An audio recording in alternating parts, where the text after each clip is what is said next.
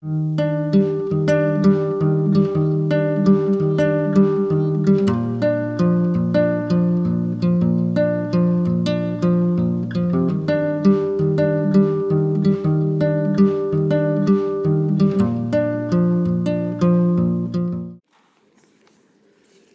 buenas tardes a todos. La siguiente charla va a tratar sobre toxinas y riñón. Yo creo que es un tema muy amplio y en continua evolución, yo creo, en los últimos años, con la identificación de nuevas toxinas y de nuevos aspectos relacionados con su origen y sus efectos. Y bueno, para esta charla tan interesante contamos con el doctor Ortiz, que como todos sabemos tiene un profundo conocimiento, yo creo que en prácticamente todas las áreas de la nefrología y probablemente esto influya en que sea, yo creo, tan buen comunicador y seguro que es muy interesante la charla que vamos a escuchar. Muy bien, pues buenas tardes y muchas gracias por la oportunidad de hablar de este tema que, como dices, es complejo y amplio. Tengo potenciales conflictos de interés que confesar y, pues la relación entre toxinas y riñón es bidireccional. Por una parte, si los riñones no funcionan, se pueden acumular toxinas y, por otra parte, hay toxinas que pueden dañar el riñón. Entonces, me gustaría hacer una vista de pájaro de algunos desarrollos recientes en ambos sentidos. Desde el punto de vista de cómo el riñón favorece la acumulación o la toxicidad de determinadas toxinas, esto es lo que encontré el otro día en un congresillo como este. Cuando salimos había algunas cositas de picar y estaba esta cosa que no sé si la reconocéis y si le explicáis algo a vuestros pacientes sobre ello. Entonces, la carambola, que en inglés pone starfruit, y esto es extremadamente tóxico para los pacientes en diálisis, porque contiene una neurotoxina que si los riñones funcionan bien se mean, pero si los riñones no funcionan bien se acumula. Y hay múltiples casos en la literatura, sobre todo de Brasil, porque era una fruta que hasta ahora había poco, pero en el Corte Inglés ya está como fruta entera. Entonces, este es un ejemplo: encefalopatía grave que requiere intenso en la unidad de cuidados intensivos en un paciente con fallo renal, 2 días después de beberse un zumito de carambola. Entonces, son cosas que con la globalización y el global warming, tenemos que empezar a familiarizarnos. Esta es la carambola y el producto neurotóxico es esto que se llama caramboxina y que además puede ser nefrotóxica. O sea, si te pasas de starfruit, pues fracasar el riñón, que a su vez te predisponga a la neurotoxicidad. Bueno, y dejando ese ejemplo, ahora me gustaría presentaros algunas malas noticias y buenas noticias. La mala noticia es que, si os miráis al espejo, lo que veis ahí es un holobionte. Y un holobionte no es un bicho proveniente de otros planetas, y, de hecho, el ser un holobionte puede ser hasta bueno, pero hay que manejarlo adecuadamente. O sea, esto implica que hay que tener un cuidado mayor, por ejemplo, con la dieta. ¿Y qué es un holobionte? Pues son entidades compuestas de un huésped, o sea, que somos lo que nosotros entendemos por nosotros, y toda la microbiota que está asociada a nosotros, que tiene su propio DNA y hace sus propias cosas. Y hemos estado juntos durante millones de años, o sea que más o menos nos llevamos bien, pero a veces las cosas se pueden torcer. El bicho este es un koala, y todos lo reconocéis, y ya sabéis que es un bicho un poco peculiar porque toma eucaliptus, es lo único que puede comer, y las hojas de eucaliptus son tóxicas para todos los aquí presentes y también lo serían para el koala, si no fuera porque tiene un ciclo vital peculiar. Afortunadamente son holobiontes y esto, unido a su ciclo vital, pues les protege. Entonces, la pregunta sería: ¿cuál es la primera comida sólida que toma un bebé koala? Pues el bebé koala nace, mama y luego, durante una semana, come pap. Y después de comer pap durante una semana, pues es capaz de comer hojas de eucaliptus durante toda su vida. ¿Y qué es el pap? Pues el pap es la caquita de su mamá, con lo cual adquiere la microbiota específica que tiene una enzima que detoxifica la toxina que tiene el eucaliptus para todos los mamíferos, incluidos los koalas, si no tuvieran esta microbiota. ¿Cuál es el problema actual? Pues que hay una epidemia de clamidia que les puede matar. Y la clamidia hay que tratarla con antibióticos. Y ya depende de la suerte que tenga el koala, si el antibiótico se cepilla la bacteria que le protege del eucaliptus, se intoxicará cuando coma y se morirá. Y si no, pues sobrevivirá a la clamidia y al eucaliptus. Esto ilustra un poco la importancia de lo que es la interacción nuestra con nuestra microbiota. De hecho, si pensamos en nosotros, en 70 kilos de nosotros, aquí la buena noticia es que de esos 70 kilos, sobre todo si en vez de ser 70 son más de 100, pues no todos somos nosotros. O sea, parte del culpable de ese exceso de peso es la microbiota, que sería como 1,5 kilos en una persona de 70 kilos. Y esto desde el punto de vista del peso. Si lo miramos desde el punto de vista del número de células, de cada 110 células de nosotros, 10 somos nosotros, de verdad, y 100 es la microbiota. O sea, esto, en términos prácticos, si fuéramos una democracia, el presidente tendría un aspecto similar a esto. Entonces, no somos democracias, en algunos casos lo de no ser una democracia puede tener ventajas, pero, sin embargo, la microbiota tiene mucho que decir en quiénes somos y en cómo somos. Entonces, ¿quiénes somos en realidad? ¿Por qué somos lo que somos? Pues, en parte, por una serie de metabolitos. Al fin de cuentas, somos un grupo de reacciones químicas que tienen lugar dentro y fuera de las células. Y ahí se producen, se degradan metabolitos, y esto es una cosa que está estudiando ahora mismo Nature Medicine de hace unos meses. 1.300 individuos miden más de 1.000 metabolitos en plasma. Y 600 están asociados a la dieta, o sea, lo que hacemos, esto lo podemos controlar. 85 con la microbiota, o sea, lo que hacen ellas, las bacterias, con lo que nosotros comemos. Y 30 y tantos con la genética, o sea, con lo que fueron nuestros ancestros. La parte interesante es cuando lo que se busca ahí son cuál es el estado de las toxinas urémicas. Y aquí algunos metabolitos dependen fundamentalmente de la genética, otros de la microbiota, otros de la dieta, y hay un grupo grande que depende de la interacción entre dieta y microbiota, en parte porque la dieta determina la microbiota. O sea, cuando comemos, no estamos comiendo solo para nosotros, sino estamos comiendo para las bacterias. Entonces, dependiendo de lo que le damos de comer, van a crecer unas bacterias o van a crecer otras. Entonces, si nos fijamos en las toxinas urémicas, y una de ellas es TMAO, que volveremos sobre ella más tarde, TMAO va a depender fundamentalmente de la dieta. TMAO está en rosita por aquí, eso es TMAO. Hay varias formas de TMAO, por aquí hay otra que depende no solo de la dieta, sino también de la genética, pero TMAO parece que depende mucho de la dieta, y ahora veremos qué elementos de la dieta aumentan TMAO. Sin embargo, hay otros, en naranja están otras toxinas urémicas, y por ejemplo ahí hay un grupo de ellas, todos estos palitos naranjas son toxinas urémicas, y esas dependen fundamentalmente de la microbiota.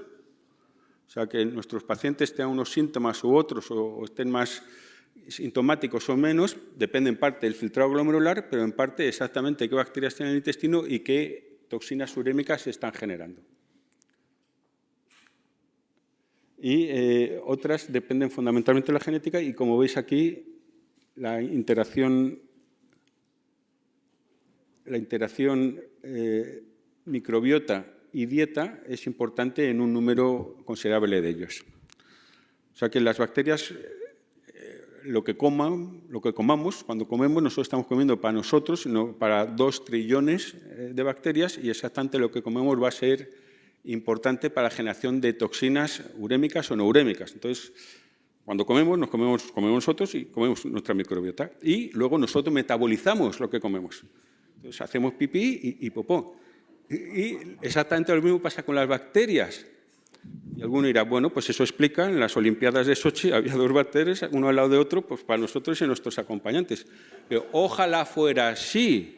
En realidad las bacterias hacen sus cositas dentro de nosotros. Y el encargado de eliminar todo eso lo que producen, pues son los riñones. Y ahí es cuando tenemos montado el problema, cuando los riñones no funcionan bien. Entonces, no todo lo que producen las bacterias es malo. O sea, hay algunas cosas que incluso son buenas. Son una fuente de vitamina K, es un metabolito de las bacterias, pero en cualquier caso conviene pensar qué es lo que comemos, no solo que nos gusta a nosotros, sino que les guste a ellas. En este sentido, no todas las bacterias son iguales, no todas se alimentan de lo mismo y de una forma muy simplificada se han identificado bacterias que son buenas y que son malas. Buenas, las del yogur, por ejemplo, las que tienen que ver con la fermentación del kimchi, por ejemplo, los coreanos, etc. Y las buenas son fundamentalmente vegetarianas. Y las malas son fundamentalmente carnívoras. O sea, les viene bien el tomar proteínas, aminoácidos y determinados compuestos que están presentes fundamentalmente en la carne. Y el ejemplo de esto es la fibra. O sea, parte de lo saludable que es la fibra, que en general sería indigerible. O sea, si no hubiera bacterias en el intestino, nosotros no seríamos capaces de absorber ni aprovechar la fibra. Pero ellas sí, ellas se lo comen y producen productos beneficiosos, como pueden ser ácidos grasos de cadena corta, que la cosa se complica más, porque no solo depende de lo que comemos nosotros, depende de lo que comieron nuestras madres. O sea, en ratoncillos se ha visto que si hay una dieta rica en fibra a la ratona, eso produce ácidos grasos de cadena corta a partir de la fibra y los ratoncillos recién nacidos luego van a vivir una vida más larga y más sana por esa exposición intraútero a ácidos grasos de cadena corta provenientes de la fibra. Muy bien, entonces aquí con la dieta, con el potasio hemos topado, ¿no? O sea, ¿qué le decimos si intentamos bajar el potasio de la dieta? Si uno mira la página web de la NKF, la primera frase que pone es disminuir los productos ricos en potasio, como pueden ser frutas y verduras, son lo más evidentes, o sea, lo que es la base de la pirámide alimenticia. Decimos, ojo con esto, dependiendo del cuidado que tengamos en describir la dieta, el paciente puede entender solo fuera frutas y verduras. Este es un estudio que hicimos en un número limitado de pacientes con un dietista que les prescribió y siguió una dieta pobre en potasio. Y les miramos la microbiota intestinal a los pacientes. En rojo es la situación basal y en verde la situación después de un mes de dieta pobre, después de 3 meses de dieta pobre en potasio. Y como ves, hay un desplazamiento de los puntos hacia arriba y hacia la derecha, sugiriendo que esto tiene un impacto sobre la microbiota. Como por otra parte sería evidente, ¿no? Si les cambias la dieta a las bacterias, pues habrá algunas que les gustará más y otras que les gustará menos. Entonces, pues eso, pues un día vamos a comprar al supermercado y dices, no piensas, ¿qué me gustaría a mí para cenar?, sino ¿qué le gustaría a estas para cenar? En este sentido, parte de las toxinas urémicas, y en concreto de las toxinas urémicas que están unidas a proteínas y que, por lo tanto, son difíciles de dializar, son derivados de estos metabolitos bacterianos que se absorben y el hígado los conjuga y el conjugado se une a proteínas y muchas de ellas se eliminan por secreción tubular, pero no tanto por filtrado glomerular y no se dializan bien. Y una fuente principal de estas toxinas y que termina su concentración es la dieta y la microbiota asociada. Y una de ellas, por ejemplo, es TMAO, y esto llegó a salir en New England. TMAO es un derivado de varios compuestos que existen en el queso, los huevos y la carne roja, entre ellas la fosfatilcolina, que se metaboliza a colina. Las bacterias intestinales lo metabolizan a TMA, que el hígado a su vez metaboliza en TMAO y que se debería orinar. Pero si no lo orinas es tóxico cardíaco. Según tengas los niveles de TMAO en la sangre, tienes más o menos riesgo de enfermedad cardiovascular. Y más recientemente se ha comprobado que lo mismo ocurre desde el punto de vista de la enfermedad renal. O sea, el tener unos niveles más altos de TMAO circulante se asocia a mayor progresión de la enfermedad renal crónica. Y de nuevo aquí esto nos vuelve como un boomerang a los nefrólogos, porque una fuente de TMAO es la L-carnitina, que ya sabéis que ayuda a meter los ácidos grasos dentro de la mitocondria y en el pasado era algo que se le prescribía a los pacientes en diálisis para ayudar un poco a que estuvieran más fuertes, y había 2 formas de darla, oral o intravenosa. Y si la das oral, la L-carnitina es muy curioso porque tiene una farmacocinética curiosa, se absorbe entre el 5 y el 75%. O sea, es muy impredecible lo que se absorba, y eso en parte depende de las bacterias que tengan el intestino, porque hay bacterias que la transforman en TMA, que a su vez dará lugar a TMAO, y entonces por más carnitina que tomes, no estás absorbiendo más carnitina, estás absorbiendo más TMA, más TMAO, o sea, una toxina urémica. Y también me gustaría comentar algunos aspectos al revés de las toxinas y su posible efecto nefrotóxico. Aquí traer brevemente el trabajo que está haciendo José Manuel Arreola Guerra en Aguascalientes. Aguascalientes es un estado mexicano que está un poquito al norte de Ciudad de México y está aguas arriba, y esto es muy interesante, aguas arriba de Jalisco. Ya sabéis que la epidemiología de la enfermedad renal en México no es de todo México, es en Jalisco, donde tiene un registro montado, y allí tienen un punto negro de enfermedad renal crónica, que es Poncitlán, que está al lado de un lago que recibe las aguas de un río que viene de Aguascalientes. Y en Aguascalientes José Manuel ha montado un registro y resulta que es de las regiones del mundo que tiene una incidencia más alta de enfermedad renal crónica que necesita diálisis, pero lo más llamativo es que el grueso de la población que necesita diálisis tiene entre 20 y 40 años y que eso no era así hace unos años. O sea, es una epidemia de enfermedad renal crónica que les ha surgido y están intentando comprender por qué. Aquí está el ranking mundial de incidencia de enfermedad renal crónica terminal en pacientes de entre 20 y 40 años. En el top está Taiwán, es el país que tiene más gente en diálisis del mundo, y ahí las razones no están claras, pero hay, por ejemplo, un factor de riesgo de estar en diálisis en Taiwán es ser dueño de una arboristería, porque una de las hierbas que usan son las aristoloquia. ¿Os acordáis que son las hierbas chinas de la famosa mini epidemia que hubo en Bélgica con hierbas para adelgazar chinas, que mujeres jóvenes terminaban en diálisis en cuestión de 3 años de usarla y encima les salían tumores uroteliales? Pues la aristoloquia, que es tiene esta flor tan peculiar, y yo creo que el hecho de que sea tan peculiar es por lo que en muchas culturas se ha usado como una planta posiblemente medicinal, podría estar detrás de alta incidencia en Taiwán.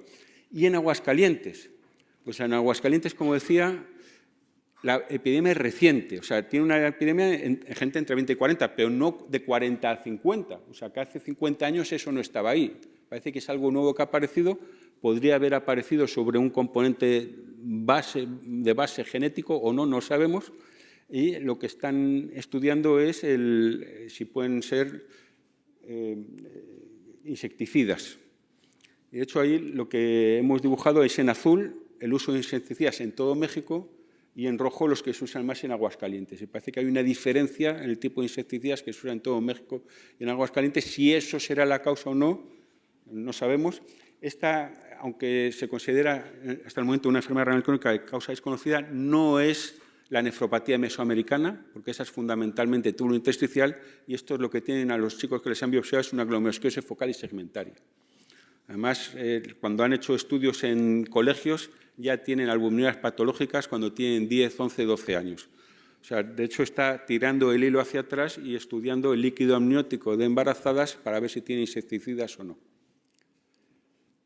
Bueno, eso nos pilla un poco lejos, pero también de cerca, porque bueno, tenemos mucha relación con Latinoamérica.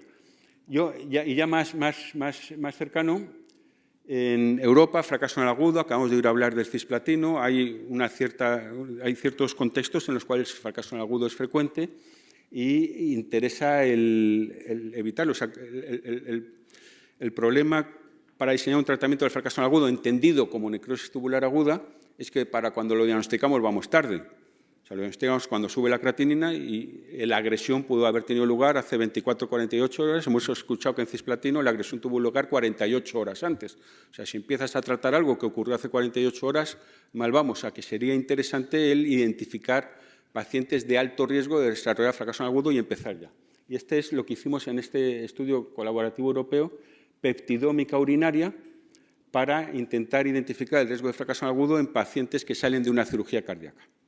La peptidómica urinaria tiene el inconveniente ahora mismo que es cara, cuesta 400 euros, pero tiene la ventaja de que mides miles de péptidos y la combinación de péptidos que hay en orina puede dar información sobre la enfermedad renal, sobre la enfermedad cardiovascular e incluso sobre neoplasia. O sea, puede ser muy informativo.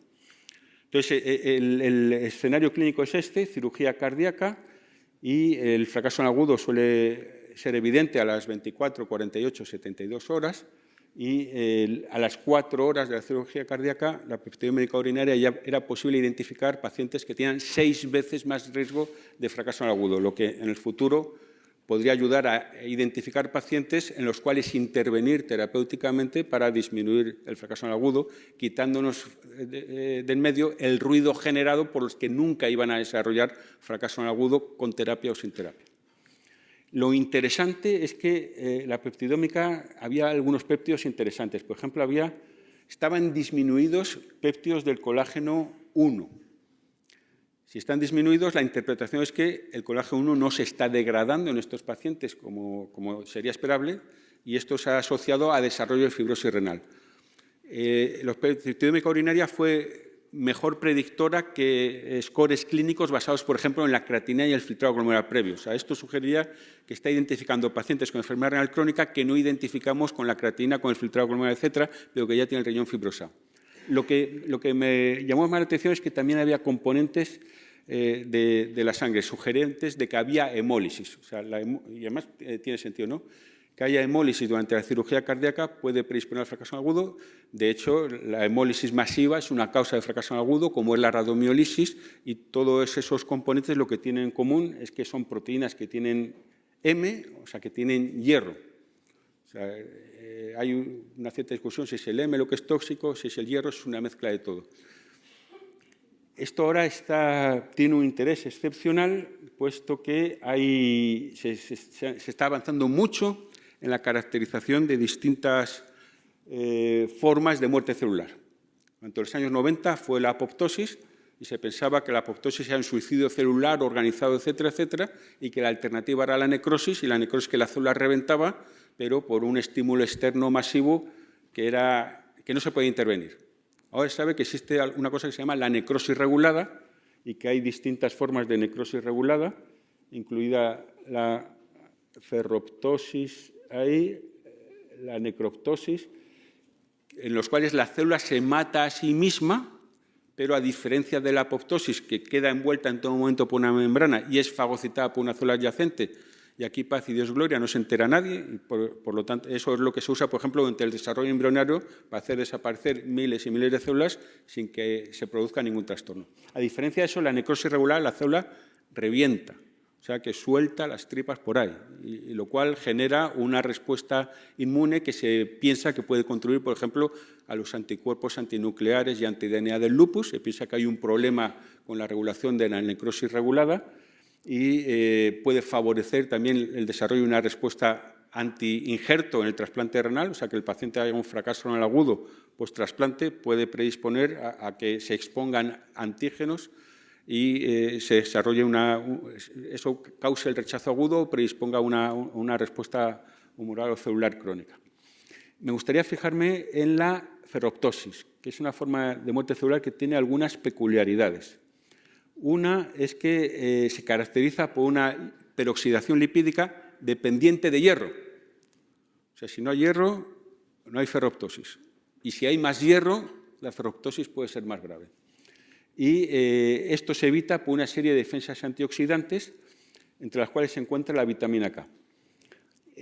Hay varias enzimas que se han identificado que son importantes, y una de ellas que está diseñada es GPX4. Y GPX4 es interesante porque si a un ratón le quitas GPX4, a los 3 días te hace un fracaso renal agudo. Eso sugiere que las células renales están activamente y constantemente defendiéndose frente a la ferroptosis. Y eso probablemente tiene que ver con que tienen una serie de transportadores que les facilitan el acceso a la cistina,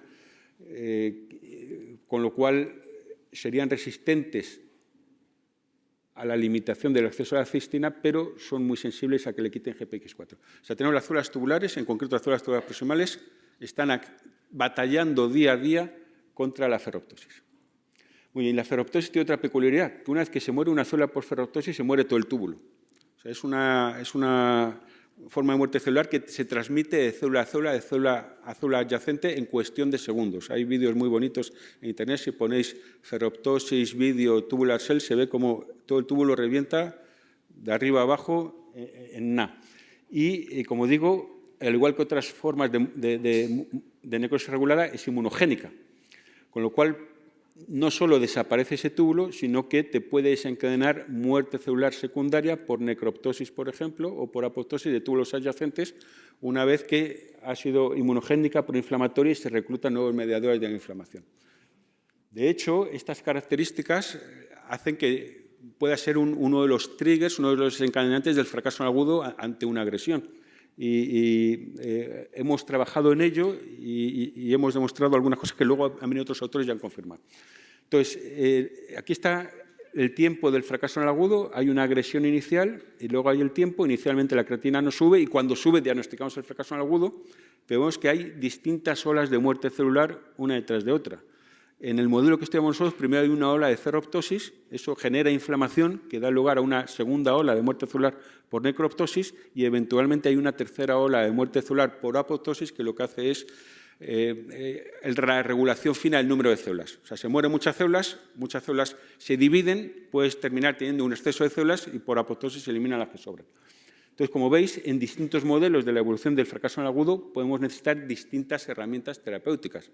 Por ejemplo, es posible mejorar la evolución del fracaso anal agudo inhibiendo la necroptosis de forma mantenida durante varios días. Pero solo es posible prevenir el fracaso anal agudo si inhibes la ferroptosis. O sea, si antes del insulto das un inhibidor de la ferroptosis, evita esta primera ola y no ocurre nada de lo siguiente. Si intentas inhibir la necroptosis de esta forma, profiláctica, con una sola administración de fármaco, no pasa nada, no protege. O sea, parece que la ferroptosis podría ser una puerta de entrada a lo que sería el fracaso anal agudo. Y en este sentido, pues volver sobre la importancia de las células tubulares proximales. Los señores de SGLT2 nos han recordado estas células que están olvidadas y que tienen una situación estratégica a la salida del glomérulo. O sea, todo lo que le ocurre al glomérulo, la primera que lo va a ver es la célula tubular proximal. Que el glomérulo hiperfiltra, la célula tubular proximal va a tener que reabsorber, en vez de 120 litros, 140. Va a tener que trabajar más y eso le puede resultar lesivo. Puede estar absorbiendo más glucosa, por ejemplo, y causarle glucotoxicidad. Que el glomérulo filtra albúmina, solo va a aparecer en orina la albúmina cuando la célula tubular proximal ha intentado reabsorber toda la albúmina que podía y ya no da abasto a reabsorber más. O sea, para cuando hay albúmina, aunque sea poquita, quiere decir que hay células tubulares proximales muy dañadas por proteotoxicidad. Que el glomérulo filtra hematíes y hay hematuria. Algunos aparecen íntegros en orina, pero otros se romperán por el camino y los pacientes con nefropatías hematúricas tienen sobrecarga de hierro en la célula tubular proximal. Sobrecarga de hierro en la célula tubular proximal. ¿Qué predispone a la ferroptosis? Y bueno, no solo eso, sino no solo están ahí situadas en ese sitio privilegiado, sino que son células extremadamente complejas, son las segundas células que más oxígeno consumen después de los cardiomiocitos y además son las células más abundantes del riñón. En los estudios de transcriptómica de células individuales, la célula más abundante del riñón es la célula tubular proximal. Muy bien, pues estamos nosotros interesados en agentes nefrotóxicos. Ya sabéis que el omeprazol se ha asociado a nefrotoxicidad, la ingesta crónica de omeprazol y de otros inhibidores de la bomba de protones se ha asociado a la progresión de la enfermedad renal crónica. Nosotros observamos en ratones y en células cultivadas que puede ser nefrotóxico. No sabemos muy bien los mecanismos moleculares de la citotoxicidad, pero sí que si sobrecargas a la célula de hierro previamente, se muere más. O sea que la sobrecarga de hierro podría favorecer la toxicidad por omeprazol. Y ahí es donde estamos trabajando en esta hipótesis. Hay observaciones, por una parte, la gente que está anticoagulada con mucha frecuencia recibe omeprazol o similares. Por otra parte, el estar anticoagulado, sobre todo con inhibidores de la vitamina K, se ha asociado a mayor riesgo de desarrollar y progresar en la enfermedad renal crónica, lo cual ocurre también, hay estudios observacionales, con omeprazol e inhibidores de la bomba de protones. Sabemos también que la vitamina K, o sea, los antagonistas de la vitamina K y los inhibidores de la bomba de protones predisponen a la nefrotoxicidad autoinmune de los inhibidores del checkpoint inmune. Pues aquí viene la hipótesis. Los pacientes con anticoagulantes, sobre todo los anticoagulantes asociados a la vitamina K, pueden tener más hematuria. De hecho, es un desencadenante de fracaso en el agudo hematúrico en la nefropatía IgA. Podemos hipotetizar que tienen las células tubulares proximales sobrecargadas de hierro.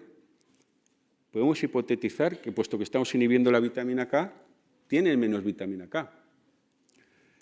Ante cualquier estrés nefrotóxico, esto favorecería la falta de vitamina K y el exceso de hierro, una muerte celular por ferroptosis, que es una muerte inmunogénica, lo cual, si hemos inhibido el checkpoint inmune, podría desencadenar la autoinmunidad y podría explicar la observación clínica de que los pacientes que están con estos fármacos tienen más fracaso agudo o niveles del checkpoint inmune. ¿Y la vitamina K? Pues aquí está la vitamina K que se debe activar para inhibir la calcificación y para promover la coagulación.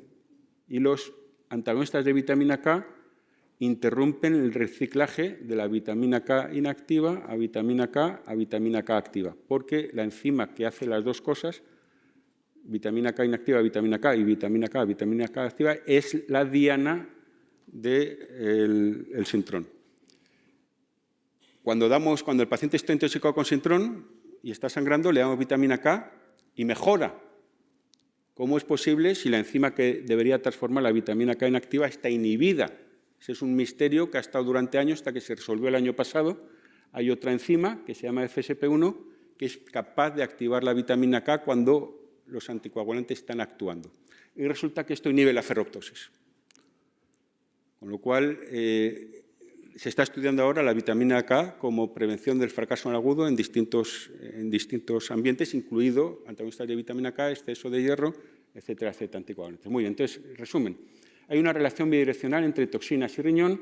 La dieta interactúa con la microbiota y como una fuente de toxinas urémicas y hay avances recientes en la comprensión de los mecanismos moleculares de la necrosis regulada que pueden ayudarnos a diseñar nuevos tratamientos preventivos o terapéuticos para el fracaso agudo de la enfermedad renal crónica. Muchas gracias por la atención.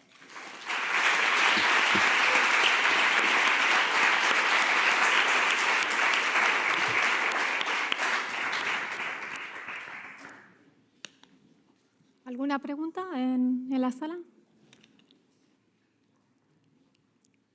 Con esto que has contado, yo supongo que ahora mismo es imposible saberlo, pero el cambio en la dieta probablemente va a influir o parece ser que influye en la microbiota y en la producción de toxinas urémicas. Lo que pasa que saber, o sea, por lo que parece, una dieta más rica en fibras es lo que sería mejor para el riñón, ¿no? Y que se contrapone probablemente con el tema del control del potasio, ¿no? En estos pacientes. O sea, ¿qué recomendaciones en este sentido podríamos de momento tener? Yo creo que es el momento de estudiar si los nuevos inhibidores de la absorción de potasio en el intestino pueden mejorar este aspecto de la microbiota y la producción de toxinas urémicas y similares a través de favorecer al hacer una dieta más libre en potasio. De hecho, habría metabolitos que se pueden medir en sangre como para estudiar si hay un impacto directo en toxinas urémicas vía microbiota. Sí, sí, eso sería interesante verlo, sí. Medir los metabolitos con estas medidas. Sí. No sé, ¿alguna otra pregunta? Vanessa. Buenas tardes. Fenomenal tu charla, me ha encantado. ¿La administración de hierro intravenoso podría potencialmente estimular la ferroptosis? A priori no, si no sobrecarga las células dianas desde el punto... O sea, que administra hierro intravenoso porque falta hierro. Entonces, el hierro per se no es suficiente para matar a la célula, es una condición necesaria, pero no es el desencadenante. Entonces, el problema lo tiene o sea, el hierro es necesario y una célula como es la célula tubular proximal, que tiene muchas mitocondrias, hay muchas proteínas M y de hecho sabemos que fármacos que deplecionan de hierro, como el Ferasirox, producen una tubulopatía proximal. O sea que en el justo medio está la virtud. Yo creo que lo que hay que intentar alejarse es de la sobrecarga de hierro, en nuestro caso de las células tubulares, y la principal fuente de sobrecarga de hierro no sería la administración intravenosa de hierro, sino la hematuria, la mioglobinuria y la hemoglobinuria.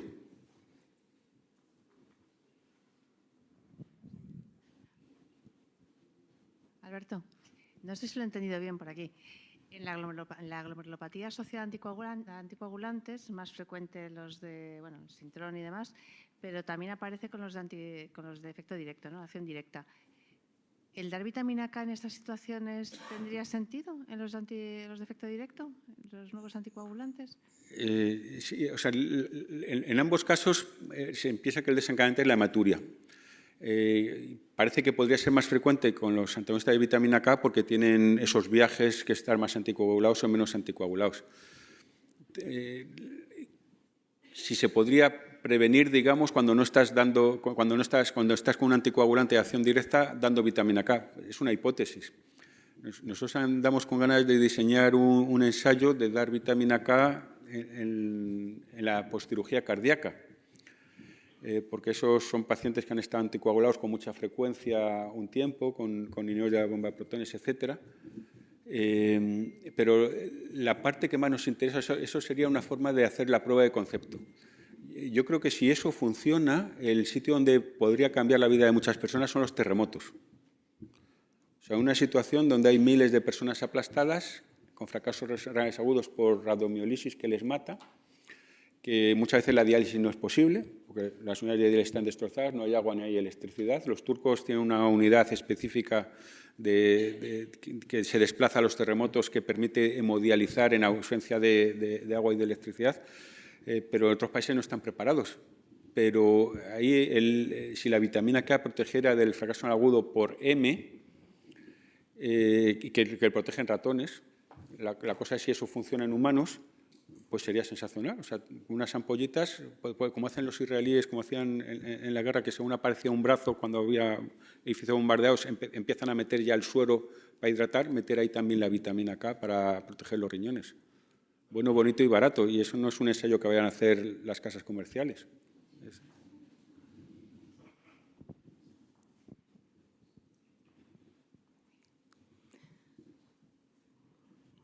¿Alguna pregunta más? Bueno, pues creo que damos por finalizada la sesión. Muchas gracias por la